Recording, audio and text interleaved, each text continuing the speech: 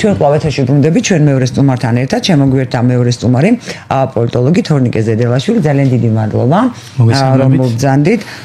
თორნიკე და პრინციპში დღეს ძალიან თან მithumedes თქვენ სპეციალობითაც ამას ახლოს ხართ ამ ამბავთან, ამიტომ დავიწყებ თუ შეიძლება ამ ამბით, რომ ეს მუნიციპალური ტრანსპორტი რაღაც შეფერხება იყო, იმიტომ რომ კიბერთავდასხმა განხორციელდა. თქვენი აზრით, რატომ აირჩიეს სამიზნედ მუნიციპალური ტრანსპორტი, რა შეიძლებოდა ამას, რა შეიძლებოდა გამოეწვია და საერთოდ როგორ მოხდა ეს? არ არის დაცული ეს სისტემა, თუ მოსალოდნელი იყო და რამდენად ხშირია ხოლმე ამ ტიპის კიბერთავდასხმების? მოგესალმებით, პირველ რიგში მივესალმებით თქვენს რადიოსმენელს და ტელემაყურებელს.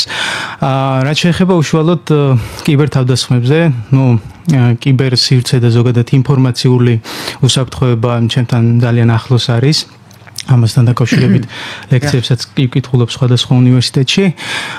დღეს გაჟღერებული ინფორმაციასთან დაკავშირებით, რომ და ისედაც ვიდეოები გავრცელდა, სადაც ვნახეთ, რომ თუ ეს აპარატები, გადასახდელი აპარატები, რაც დამონტაჟებული არის უშუალოდ ავტობუსებში, როგორ აჟღერდა და ესე ვთქვათ, სხვადასხვა ისეთი პოლიტიკური ადამიანების განცხადებები იყო, ესე ვთქვათ, წარმოდგენილი. ოღონდ რა თქმა უნდა, ეს იყო ოპოზიციური ნაწილის, ოპოზიციურ ნაწილს ემხრობოდა ეს განცხადებები და ხშირ მე რასაც მოусმინე სხვათა შორის, იქ იყო ბიძინა ივანიშვილის განცხადებები. მე არ მომისმენია და რომ აი ბიძინა ივანიშვილის ვისაც არ მოусმენია. ბიძინა ივანიშვილის განცხადებები, სადაც იყო დეზინფორმაცია შეიცავდა, წმინდა წყლის დეზინფორმაცია იყო, იმიტომ რომ სადაც ის საუბრობს, თქვენ ალბათ ნანახი გეკნებათ ვიდეო, სადაც ამბობს, რომ ესე ვთქვათ, ჩემ ფულზე ვზრუნავ და ისა მინდა რომ ჩემი ფული დამიბრუნեն, ეს მოჭრეს, ხო ხდებით, როგორ ინტერპრეტაციითაც გავრცელეს და ეს განცხადებაც იყო, ესე ვთქვათ, წარმოდგენილი იქ. რაც შეეხება უშუალოდ კიბერთავდასხმას, ასეთი სისტემები ზოგადად დაცული არის ხოლმე. სიღრმისეულად არ ვიცნობ თუ რა სისტემაზე არის აღნიშნული, ესე ვთქვათ, გადამხდელი აპარატი, როგორი სისტემით მუშაობს, მაგრამ ხშირ შემთხვევაში არის ეს დახურული სისტემა და სავარაუდოდ სისტემაზე დაერთებით მოხდა, ესეთი კიბერთავდასხმა. ამას რა თქმა უნდა გამოძიება სჭირდება და ალბათ ეფექტური გამოძიების ხარჯზე აუცილებლად დადგინდება თუ რასთან გვაქვს საქმე, მაგრამ ასეთი კიბერთავდასხმები არის აქტივისტურ კიბერთავდასხმებს უწოდებენ, რომელიც არის პოლიტიკური სოციალური მიზნით კიბერთავდასხმა, მაგალითად ჩვენ ვიცით ასეთი აქტივისტური დაჯგუფება ანონიმუსი, მაგალითად, რომელიც ზუსტად ასეთ კიბერთავდასხმებს ახორციელებს. მიზანი ის იყო ამ შემთხვევაში, თუ შინაარსს გადავავლებთ თვალს, ვიდეო იმის, რა ქვია, აუდიო ჩანაწერების შინაარსს, რომ საზოგადოებაში გამოიწვიონ რაღაცნაირად გაღიზიანება და როგორც უკვე თქვეს, ხო, ოპოზიციური ნაწილის გარკვეულა წარმომადგენლებმა, რომ ადამიანები უნდა გავაბრაზოთ. ეს არის თავარი მიზანი. ეს არ მესმის მე ადამიანები რატო ადამიანები გააბრაზონ, იმიტომ რომ მათ მხარეს გადავლენ ადამიანები, მათ თავში ჩაარტყამენ. ათო ისე მაშინ რო არის არაჩვეულ გამოფენაში თუ საჭიროა კიდევაც უნდა უკბინოსო. აი მე რასაც ვხედავ რეალურად და მათი მხრიდან ახლა ადამიანების გაბრაზება შეიძლება ცდილობდნენ რომ სხვა კუთხით გაებრაზებინათ ადამიანები, მაგრამ მე რასაც ვხედავ, ვინც მათ აზრზე არ არის, ისინი სხვანაირად ბრაზდებიან, ისინი მათზე ბრაზდებიან და აგრესიას იწვევენ და ამ შემთხვევაში შეიძლება ერთ-ერთი მიზანი ზუსტად ის იყო, რომ მათ მიმართ გაღიზიანდეს ადამიანები, რის შემდეგაც პროვოკაციაზე უფრო მარტივად წამოიკიდებენ და რის მაგალითები ძალიან ბევრი მათ შორის თუნდაც აბუ-დაბის შემთხვევა, რომელიც ძალიან გახმაურებულია. თქვენ ფიქრობთ, რომ ეს შეიძლება არის გათვლილი, ცდილობენ, რომ საზოგადოების ის სეგმენტი, რომელიც არ უჭერს მხარს ოპოზიციას, ამ სეგმენტს დაურღვიონ წონასწორობა, იმიტომ რომ მოხდეს ამ არეულობა, განხეთქილება და არეულობა. რეალურად ჩვენ საზოგადოებაში და ზოგადად მსოფლიო მასშტაბით არსებობენ ისეთი ადამიანების კატეგორია და ზოგადად დაჯგუფებები, რომლებიც არეულობაში აკეთებენ ფულს. ხშირად საუბრობ ხოლმე დაჭერა ძველი სიზმეა. სხვათა შორის ხშირად საუბრობ ხოლმე ფინანსებზე. საიდან ფინანსდებიან, როგორ ფინანსდებიან, სად იხარჯება ფული, როგორ მოიხარჯება ფული და როგორც შემოდის თუნდაც ხო მაგრამ სხვადასხვა ესე ვთქვათ მიმართულებებია და მიმართულებები საიდანაც შეიძლება ფული შემოვიდეს თუნდაც მაგრამ კრიპტოც ძალიან ესეთი ვრცელი თემაა აქ ვერ განვიხილავთ უბრალოდ ეს სიღრმისეულად თუმცა ეს მომავლის ფულია ესე ვთქვათ და ასე შემდეგ შეიძლება რაღაც პლუსები და რაღაც მინუსები ყველაფერს გააჩნია თუმცა ესეც არის რომ მაგალითად კრიპტოვალუტას ვერ კონტროლდება კრიპტოვალუტის შემთხვევაში ვერანაირი გადარიცხვა იმიტომ რომ არ ფიქსირდება არსად მაგრამ აი ზუსტად ის რომ ესე რუსული კანონი რო ქონდათ აჩემებული ზუსტად ეს მექანიზმი არის რომლითაც შეიძლება გაკონტროლდეს მაგალითად ორგანიზაციების რომლებიც უცხოებიდან ან ფინანსდებიან მაგრამ მე ყოველთვის ვიძახოდი აღნიშნული კანონი რომელიც მიღებული იქნა და ჯერჯერობით არ ფუნქციონირებს ეფექტურად და ვიღაცები რო დარეგისტრირდნენ სხვადასხვა ორგანიზაციები მაგრამ მაინც არ არის ამოქმედებული არის ძალიან სლაბი ანუ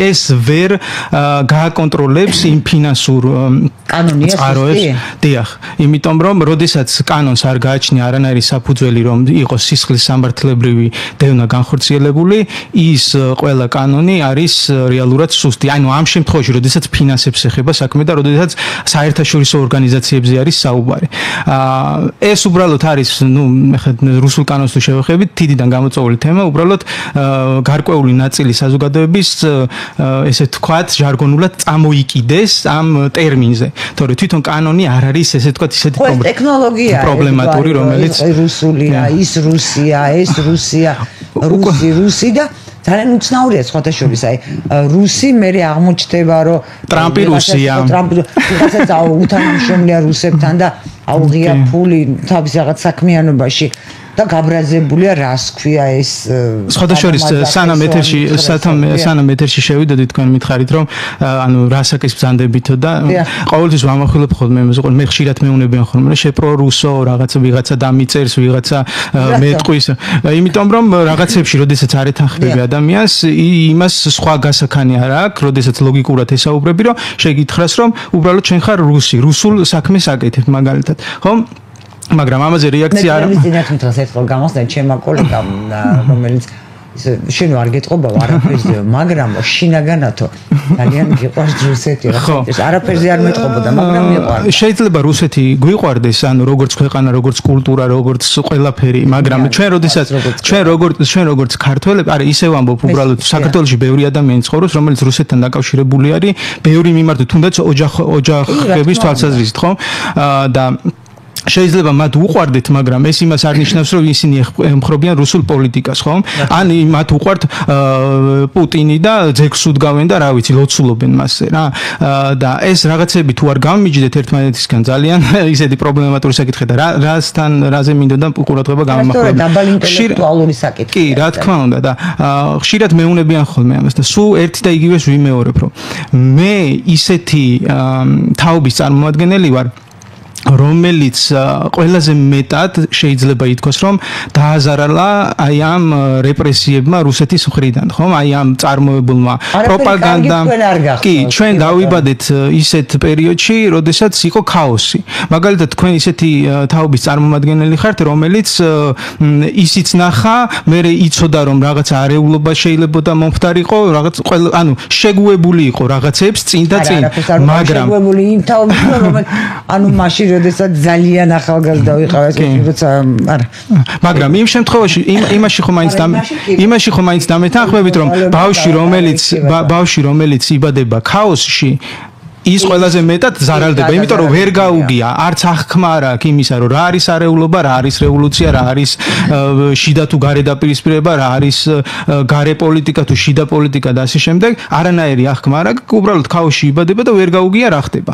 და ზუსტად მაგას ვიძახი ხოლმე, მე როგორ შეიძლება რომ რუსეთის მომხრე ვიყო, მიუხედავად მით უმეტეს რომ მე ვარ ქართველი და მე პირდაპირ ვალდებულებაა ჩემი რომ თქვა რომ ქვეყანა არის ოკუპირებული და ასე შემდეგ. თავის მართლებასაც არ დავემარცხათ, ვისაც რა უნდა ის იფიქროს. ეგ რა თქმა უნდა. უნდა იფიქროს ვიღაცა რუსია, ვიღაცა არა რუსია, თვითონ ეგონოს თავი ევროპელი და აიღოს მაგრამ მე თვითონ ფინანსდებიან რუსეთიდან ეს არის კი რა თქმა უნდა მაგას აიღოს იქიდან ფული მე ამ შემთხვევაში ის უფრო მაინტერესებს რატომ აღმოჩნდა რა თქვენი თაობა რომელიც კი ქაოსში დაიბადა მაგრამ ეს არ იყო იდეოლოგიით დატვირთული ქაოსი ის იყო ქაოსი და ამან ძალიან ჩემი შვილს დიდი ზეგავლენა მოახდინა და ამან მოახდინა მათ ფსიქიკას და მოახდინა კიდეც იმიტომ რომ თქვენ ხართ თაობა რომელიც გაიზარდა სიბნელეში, სიცივეში და შიმშილში და გარკვეული ნაწილი დაიკარგა საერთოდ ამ კი და შემდეგ კი ბატონო რა თქმა უნდა და ეს ძალიან რთულია და ეს ფსიქიკაზე აუცილებლად იმოქმედებდა და იმოქმედებს კიდეც და შემდგომ პერიპეტიებში და თაობებს ხო ეტყობათ რომ ეს ფსიქიკა არ არის ჯანსაღი და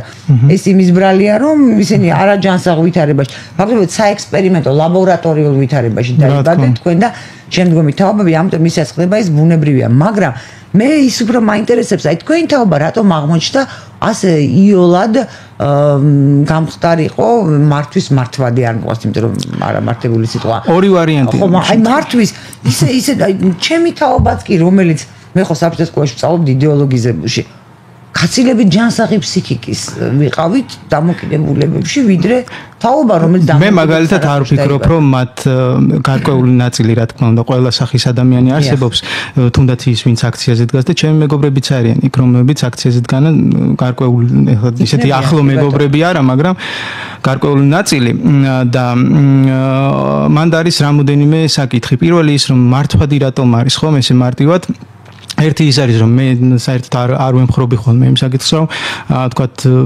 ზოგმა არ იცის რა საკეთებს რატო დგას იქ და ასე შემდეგ ძირითადი ბირთვი რაც მაგალითად აქციაზე დგას ძალიან კარგად იცის რატო მათ დგას აქციაზე და ზუსტად იცის რასაც აკეთებენ ისინი მოდი ვიკითხავ რატომ დგანან და რა საკეთებენ პირველი ფინანსები, რაც ძალიან დიდი მასშტაბით იხარჯება დღესდღეობით და რა თქმა უნდა და მე როდესაც მეკითხებიან საიდან იცი შენ, როგორ აქ არავის არ უხდიან და ასე შემდეგ, ხო? ჩვენ ამ ქვეყანაში ცხოვრობთ. ამ ქვეყანაში, ამ ქალაქში დავიბადე, გავიზარდე. თბილისში, ხო? ყველაფერი ძალიან კარგად ვიცით. როდესაც ვამბობ ხოლმე რომ ჩემი მეგობრები იქ დგანან, შეიძლება ახლო მეგობრები არ არის, მაგრამ ძალიან კარგად ვიცით ვინ რამდენს იღებს. ხო ეს ძალიან მარტივია რა.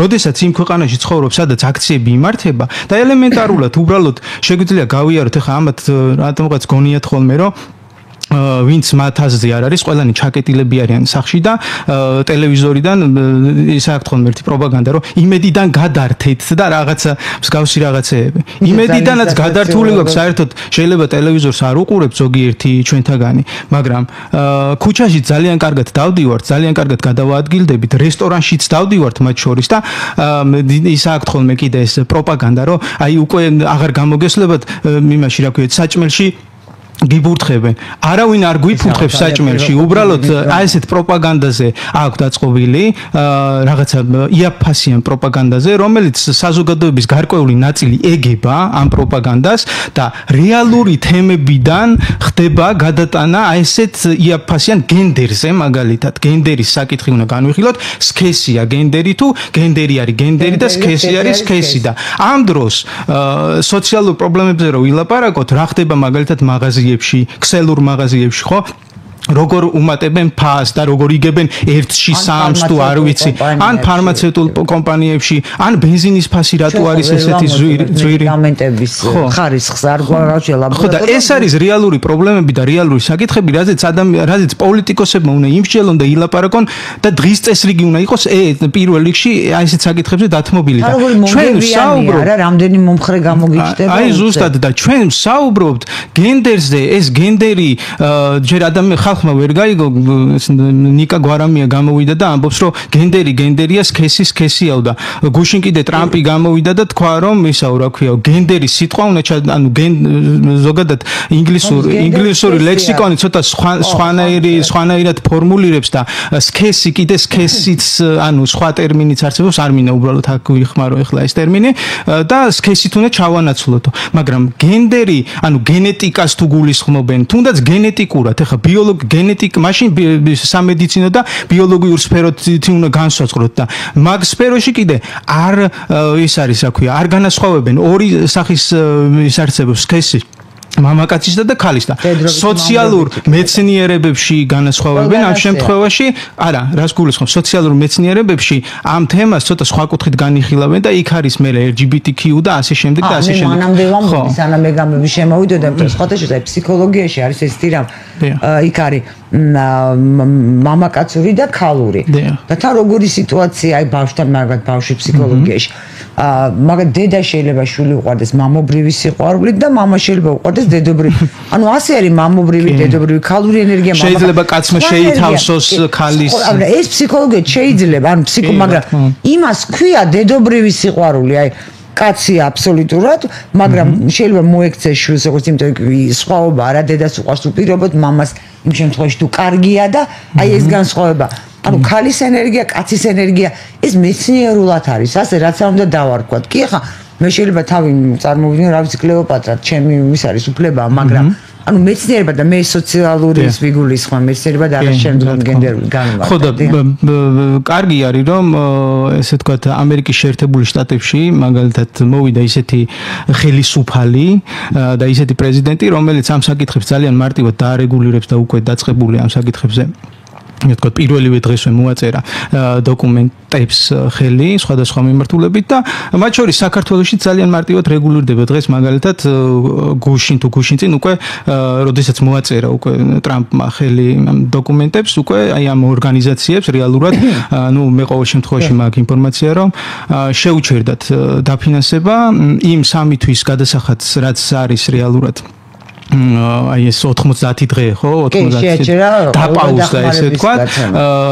დაპირდნენ რომ მიიღებენ იმ 90 დღის საფასურს თუმცა შემდეგ გააგზავნებენ თუ არა და ან რა ფორმით გააგზავნებენ მუშაობას ეს არიციან ეს ძალიან კარგი ტენდენცია ძალიან კარგი ესე თქვა საკითხია რომ ასე მოხდა და ზუსტად ეს დაეტყობა აი იმ აქციებს რაც დღეს მიმდინარეობს ევროკავშირს არ მიუღია მსგავსი ჯერჯერობით არ მიუღია თუმცა ევროკავშირი ამერიკის შეერთებულ შტატებს აქვს ძალიან ბევრი ბერკეტი. ანუ ტრამპს პირადად აქვს ძალიან ბევრი ბერკეტი. უბრალოდ მას ზოგადად ამერიკის შეერთებულ შტატებს დაუგროვდა ძალიან ბევრი პრობლემა, შიდა, მათ შორის და არა მხოლოდ საგარეო, რომელსაც ჭირდება მოგვარება დრო და რესურსი, როგორც ცოცხალი, ასევე ფინანსური. შესაბამისად, საგარეო პოლიტიკასაც მე ვფიქრობ, რომ იმით, რომ ანუ ესე ვთქვათ, რუსეთ-უკრაინის ომში მაგალითად შეაჩერებს და ხშირად ამბობენ ხოლმე და აი როგორ უნდა შეაჩეროს ხო ამერიკის შეერთებულ შტატებს გააჩნია უამრავი ბერკეტი ფინანსური, მათ შორის ეკონომიკური, რით შეუძლია რომ ერთგვარად ესეთ სიტყვას ვიქხმოთ შანტაჟოს მაგალითად ევროკავშირიც თუნდაც ნატოსთან მიმართებაში, ხო? ჩვენ გაცხადებულია და ძალიან კარგად ვიცით ნატოსთან მიმართებაში ტრამპი რას ფიქრობს. მისი ესე ვთქვათ პირდაპირი სურვილი რო იყოს შეიძლება საერთოდ გამოსულიყო ამ ორგანიზაციიდან. შესაბამისად ძალიან მარტივად უბრალოდ ნუ ეხლა მესმის რომ თავისი პროცედურები აქვს ომის დასრულებას, ცეცხლის შეწყვეტა, ასე შემდეგ და ჩემი კოლეგებიც და მეგობრებიც ძალიან საჯარო ძალიან ხშირად საუბრობენ ხოლმე და ანალიზს აკეთებენ ხოლმე ამ საკითხთან დაკავშირებით. ზუსტად აი ამას ვამბობ, რომ ეს მთავრობა, ტრამპის მთავრობა ძალიან კარგი არის, რომ ჩვენი მთავრობის, ესე ვთქვათ, იდეებს და ზოგადად იდეოლოგიას ემთხვევა, რის იმედიც უნდა გქონდეს, რომ აი როგორც ამერიკის შეერთებულ შტატებში, ასევე საქართველოშიც დარეგულირდება ნელ-ნელა ეს თემები და რეალურად მოგეცემა იმის საშუალება, რომ ის მშვიდობა, რომელზეც ახლა ძალიან ისე აქვს ხოლმე რა, აგდებული რომ აი მშვიდობა, რას მშვიდობა, ხო? ან არ ვიცი რატო აგრესია, რატო აქვს ხოლმე? ხო, მესმის, მაგრამ კი, რაღაცა გონო მშვიდობა და მე არ წუნდა სხვათა შორის მე რაღაც ვფიქრო აი რომ ჩატარდეს მეთქი მოდელირება და ავიაგამანადგურება გადაუფრინეს, როგორ იქნება მათი რეაქცია და მაყურებელმა 1-2-მა დაწერა რომ როგორი მოწადინებული ავიაგამანადგურება დაგუბომბოს. საერთოდ სხვა რაღაცა ვიცი, აი საერთოდ ანუ გააზრების პრობლემა, იმიტომ ხომ დაიცოდე რას ნიშნავს მშვიდობა და მე სხვათაშორის არ ვერი რომ ისინი რაღაცა ძალიან მამაცინი ვინც დაიბადა, არ ვიცი 2008 წლის შემდეგ იმათმა არ იციან რა არის ომი. ესე ვისაუბროთ მაშინ ახლა და წაკითხული რომ აქვს მე მაგალითად რაც მოხდა წარსულში მე ემოციურად იმას ვერ განვიცდი მაგრამ მე რო 2008 წელი მაგალითად მახსოვს ხო რა სიტუაცია იყო და როგორი შედეგები მოიტანა მე იმას სხვანაირად აღვიქვა ემოციურად და ის აღარ მინდა. მე მინდა იმიტომ მშვიდობა ზუსტად და ამ ქვეყნის საქართველოს მოსახლეობის დიდ პროცენტს რომ უნდა მშვიდობა, იმიტომ ვერ მოხდება ამ ქვეყანაში ვერც რევოლუცია და ვერც ვერანაირი ვერც გადატრიალება, ვერც გადმოტრიალება, ვერაფერი. ეს ამაქვს ხოლმე არგუმენტი სულ, იმიტომ რომ გავიხედოთ ჩემთვის მაგალითად აი ისე თქვა რომ 100,000 კაციც კი და თუნდაც 200,000 კაცი რომელიც რუსთაველზე დგას არ წარმოადგენს იმ ძალას, რომელმაც მე შეიძლება გადამიწყვიტოს ქვეყნის ბედი. თუნდაც 200,000 კაცი, მათ შეიძლება რაღაცა საკითხებზე იყოს თემა, რომ გადაწყვიტონ, რომ აი მოთხოვნა ქონდეთ მაგალითად სოციალური თემები რაღაცები, მაგრამ პოლიტიკური დღის წესრიგი რომ დამიგეგმოს, რომ ჩვენ გვინდა მაგალითად რაღაცა რომ არ ვიცი ისეთ რაღაცებზე ახალი არჩევნების დანიშვნა მაგალითად, ხო? იმ 200,000 კაცი მე ვერ გადამიწყვიტავს. იმიტომ რომ ჩემს მხარეს უფრო მეტი ხალხი დგას, ვიდრე ის 200,000 კაცი. ლოგიკა აბსოლუტურად მართებულია, რა თქმა უნდა, რასაც თქვენ ახლა ამბობთ თორნიკე, მაგრამ აქ არის დგება საინტერესო მომენტი. აი ჩვენ ეხლაც ხო აი უცხოური მედია სალომე ზურაბიშვილი დადის და ესე არის მოხსენიებული რომ ის არ გადადგა მაინც თანამდებობიდან და ამ დროს გადადგომა რა შუაშია თანამდებობა მას ადამიანს ვადა გაუვიდა რა შუაშია ვადა გაუვიდა და არის ლაპარაკი ხო რომ ახალი არჩევნები უნდა ჩატარდეს და ჩვენ ხედავთ რომ ამას ევროკავშირის ქვეყნის სხვადასხვა წარმომადგენელი ამბობს ზოგჯერ პირველი პირებიც კი ამბობენ მათთვის რატოა გადამწყვეტი ის 100,000 200,000 ან თუნდაც 300,000 ადამიანი იყოს ვთქვათ იმიტომ რომ დაფინანსების ხარჯზე როდესაც უცხოეთიდან ფინანსდებიან მათ დაანახონ რომ აი რამდენი ხალხია რუსთაველზე ეს არის ძალიან მარტივი. მე გულისხმობ მათთვის, აი დასავლელი ლიდერები ზოგიერთისთვის და დასავლელი ლიდერებს არ მოსწონთ ქართული ოცნება. დასავლელ ლიდერებს აქ სურდათ ქაოსი. ჩვენ როდესაც საუბარი დავიწყეთ შევთანხმდით იმაზე რომ ქაოსი კეთდება ძალიან დიდი თანხები ხო შესაბამისად დასავლელ ლიდერებს იმ ლიდერებს ყოველ შემთხვევაში ნაწილს გარკვეულ ნაწილს არ მოწონთ ეს მთავრობა იმიტომ რომ არ დაუწესეთ მაგალითად სანქციები რუსეთს ეს და სასაცილო არის რეალურად იმიტომ რომ რეალურად საქართველოს ქაოსი დაიბადა და თქვენი თაობა მაშინ ბოიკოტი გამოუცხადეთ რუსეთს და ერთი ძალიან კარგი რაღაცა არის ის რომ საქართველოს საზოგადოება თუნდაც ის ნაწილი რომელიც იქ დგას პოლიტიკურად ძალიან გაიზარდა რაც წაი თვალშისაცემია რა ისეთ ეს იაფფასიან манипуляციებს უკვე აღარავინ აღარ იგება, როდესაც აი ადრე როგორც იყო, რომ ემოციების ხარჯზე რაღაცა რევოლუცია მოხდა, თუ რა ვიცი, 1000 რამ, ხო? ხო და შესაბამისად, ხო, ეს ძალიან დადებითი ფაქტორია, რომ იმას თუნდაც რომ ვიღაცა ევროკავშირის წარმომადგენელი გამოვიდა რაღაცა სიტყვის, ეს არ არის, ესე ვთქვათ, გადამწყვეტი და ავტორიტეტი ქართული საზოგადოებისთვის, ხო? და დიდი ნაწილი რაზეც თანხმდება, ისე მიდის ჩვენი პოლიტიკური და სოციალური მდგომარეობაც თუნდაც საქართველოს. შესაბამისად, უბრალოდ ეს ევროკავშირის წარმომადგენლებს არ მოსწონთ ქართული ოცნება, უნდათ აქ ქაოსი და ხშირად მე მგონი დასრულისკენ მივდივარ და ერთ რაღაცას ვიტყვი კიდევ რომ ხშირად ამბობენ ხოლმე რომ ჩვენ როგორ უნდა დავიწყოთ, როგორ უნდა ჩავერთოთ ომში, რა რესურსი გვაქვს და ყოველთვის მაქვს ხოლმე ერთი პასუხი, რაში ჭირდებათ მათ თქვენი რესურსი? არც უკრაინას არ ჭირდება, არც ევროკავშირს არ ჭირდება შენი რესურსი. მხოლოდ ჭირდება შენი ტერიტორიები. აქ რო ჩამოგისხავს ბოევიკებს და ტანკებს და რა ვიცი თავის ესე ვთქვათ შეიარაღებას განათავსებს, ხო? მას ჭირდება ეს მხოლოდ. შენ ხარ გზა. არ ჭირდება შენი არც რესურსი, არც არაფერი. უბრალოდ მე შენ იქნები, რა ვიცი, რაკეტები და დრონები იფრენენ შენს თავზე. ეს არის და ეს. მე იმედი მაქვს რომ აქამდე არ მივა საქმე. არ მივა რა თქმა უნდა. იმიტომ რომ დიდ გეოპოლიტიკას მე გარწმუნებთ რომ დიდ გეოპოლიტიკას ისაც არ არის ხელსაყრელი ამ ეტაპზე, თუმცა რაღაც ეტაპზე საფრთხე ნამდვილად რეალური იყო და დიდების ინტერესებიდან გამომდინარე, რატომაც არა ვითომ რა იმათი პატარა ქვეყნების ბედი ის არის რომ დიდ ქვეყნებთან შედარებით ჩვენ ყოველთვის ხვევით ხოლმე ორ ქვეყანას შორის ყოველთვის ხვევით ხოლმე კლეტვაში.